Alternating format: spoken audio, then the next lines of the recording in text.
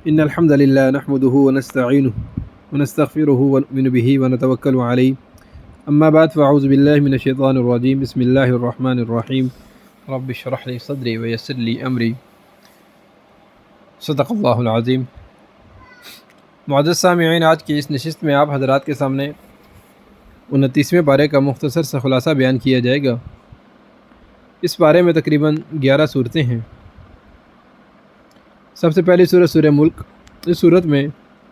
اللہ تعالیٰ کی وحدانیت کا بیان ہوا اور اللہ تعالیٰ کی قدرت کو مختلف انداز سے بیان کیا گیا تاکہ انسان اللہ تعالیٰ کی عبادت کر سکے اور اللہ تعالیٰ کو اچھی طرح پہچان سکے، اور جہنم میں داخل ہونے والوں اور داروغوں کے درمیان جو ہے جہنم کا مکالمہ ہوا، اس کو بیان کیا گیا۔ سورہ قلم میں باغ والوں کا واقعہ بیان ہوا کہ جن کا باغ غرباء اور مساکین کے حقوق کی ادائیگی نہ کرنے کے نتیجے میں آگ کی نظر ہو گیا، اور اس صورت میں نبی کریم صلی اللہ علیہ وسلم کا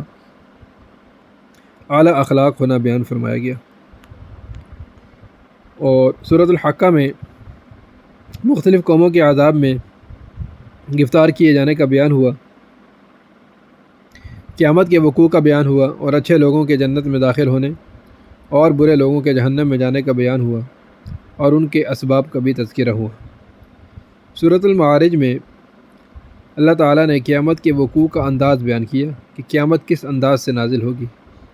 اور انسانوں کی بعض صفات کا بیان ہوا، اور اسی طرح جنتیوں کی صفات کا بیان کیا گیا۔ سورۃ النوح میں نوح علیہ السلام کی طویل تبلیغ اور ان کا جو طریقہ تبلیغ تھا، جو دعوت تھی، اس کا بیان ہوا، اور استغفار کے فوائد بیان کیے گئے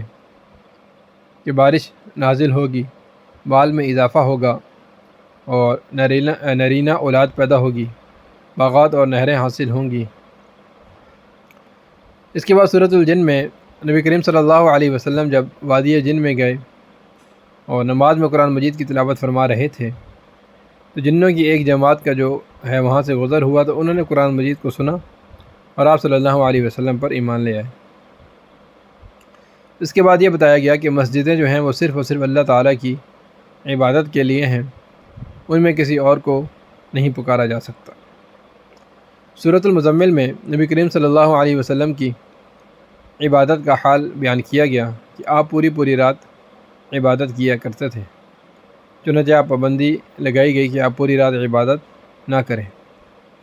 اور قرآن مجید میں سے جو آسان ہو اسے پڑھ لیا جائے، اس کا حکم ہوا۔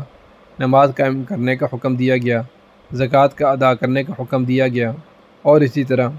قرض حسنہ دینے کا بھی حکم ہوا۔ سورہ مدثر میں نبی کریم صلی اللہ علیہ وسلم کو یہ حکم دیا گیا کہ آپ تبلیغ کے لیے اٹھ کھڑے ہوں اور اپنے رب کی کبریائی بیان کرتے رہیں۔ نبی کریم صلی اللہ علیہ وسلم کی پیروی سے انکار کرنے والے جہنم کا ایندھن بنیں گے، اور پھر جو ہے جہنم کی بعض صفات کا بھی اس صورت میں بیان ہوا۔ جنتیوں اور جہنمیوں کا مکالمہ ہوا، اور جہنم میں داخل ہونے والے یا جو لوگ جہنم میں داخل ہوں گے ان کے اسباب کا جو ہے بیان اس صورت میں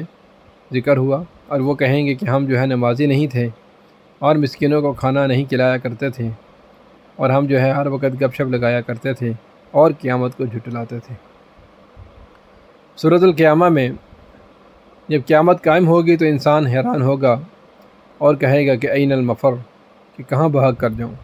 لیکن وہاں جو ہے نہ کوئی بھاگ سکتا ہے اور نہ ہی کوئی رب کی پکڑ سے بچ سکتا ہے۔ نبی کریم صلی اللہ علیہ وسلم پر جب وحی نازل ہوتی تو آپ صلی اللہ علیہ وسلم جلدی پڑھتے کہ کہیں بھول نہ جاؤ، تو اللہ تعالیٰ نے فرمایا، اے نبی کریم صلی اللہ علیہ وسلم، آپ جلدی نہ کیا کریں بلکہ غور سے سنیں، پڑھانا جو ہے وہ ہماری ذمہ داری ہے۔ اور اس صورت میں قیامت کے دن بہت سے چہرے تر و تازہ ہوں گے، اس کا بیان ہوا، اور اپنے رب کو دیکھ رہے ہوں گے، اور بہت سے چہرے جو ہیں ان پر غمزدہ ہوں گے۔ سورۃ الدہر میں انسانوں پر ایک ایسا بھی دور آیا کہ جب وہ کچھ نہ تھا، پھر اللہ تعالیٰ نے اسے عدم سے وجود بخشا۔ جنتیوں اور جہنمیوں کا بیان ہے۔ نبی کریم صلی اللہ علیہ وسلم کو دی جانے والی اذیتوں پر صبر کرنے کی تلقین فرمائی گئی،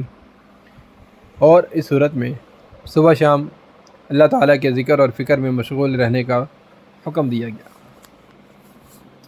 سورہ مرسلات میں قیامت کا بیان ہوا اور اس کے وقوع کے وقت آسمان، پہاڑ اور ستاروں کی کیا حالات ہوں گے، یہ کیا کیفیت ہوگی، اس کیفیت کا نقشہ اس صورت میں کھینچا گیا۔ قیامت کے وقوع میں مجرموں کو جو ہے دبوچ لیا جائے گا، انسان کی پیدائش اور زمین کا بنایا جانا اور اس میں مضبوط پہاڑوں کا رکھنا، اور پھر جہنم کے شعلوں کا بیان ہوا کہ کافروں اور مشرکوں کا قیامت کے دن